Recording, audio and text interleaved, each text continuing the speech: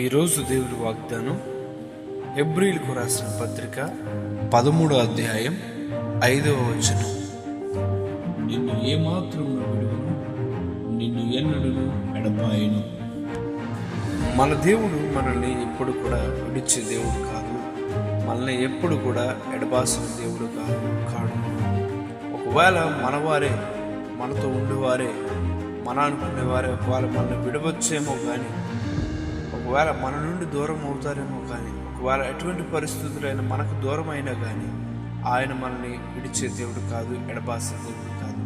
ఒకవేళ మన అనుకునేవారు, మన ప్రాణ స్నేహితులు, మన కుటుంబ సభ్యులు అనుకోని పరిస్థితుల ద్వారా మనకు దూరం అవుతారేమో, ఒకవేళ అనుకోని పరిస్థితుల ద్వారా దూరం అవ్వాల్సి వస్తుందేమో, ఒకవేళ విడవాల్సి వస్తుందేమో కానీ ఆయన మనల్ని ఎప్పుడు విడిచే దేవుడు కాదు.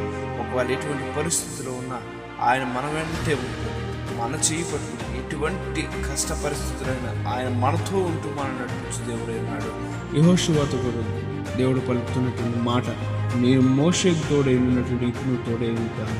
చాలా కాలం మోషేతో పాటు యెహోషువ నడిచినప్పుడు, మోషే ఎప్పుడైతే మృతి పొందాడో అప్పుడు యెహోషువ ఒక్కగడగా ఉండి ఒకే నాయకుడిగా ఉంటూ ఏ విధంగా నడిపించాలి ప్రజలను ఆలోచిస్తూ ఉన్నప్పుడు, నేను మోషేకు తోడైనట్లు నీకు నువ్వు తోడైనట్టు కనుక నిన్ను విడువను ఎడబాయను, నేను భయపడవద్దు అని దేవుడు యెహోషువతో చెప్తా ఉండే. ఈ రోజున మనతో కూడా దేవుడు చెప్పే మాట, నాతో ఎవరు లేరు, నన్ను నడిపించేవారు ఎవరు లేరు, నాకు ఆలోచన చెప్పేవారు ఎవరు లేరు అని బాధపడతా ఉన్నాము.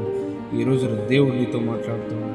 ఆయన నిన్ను విడిచే దేవుడు కాదు, ఎడబాసే దేవుడు కాదు, నీతోనే ఉంటూ నిన్ను నడిపించే దేవుడే ఉన్నాడు. ఈ యొక్క వాగ్దానం మనందరి జీవితం నెరవేర్చబడింది గాక. ఆమేన్.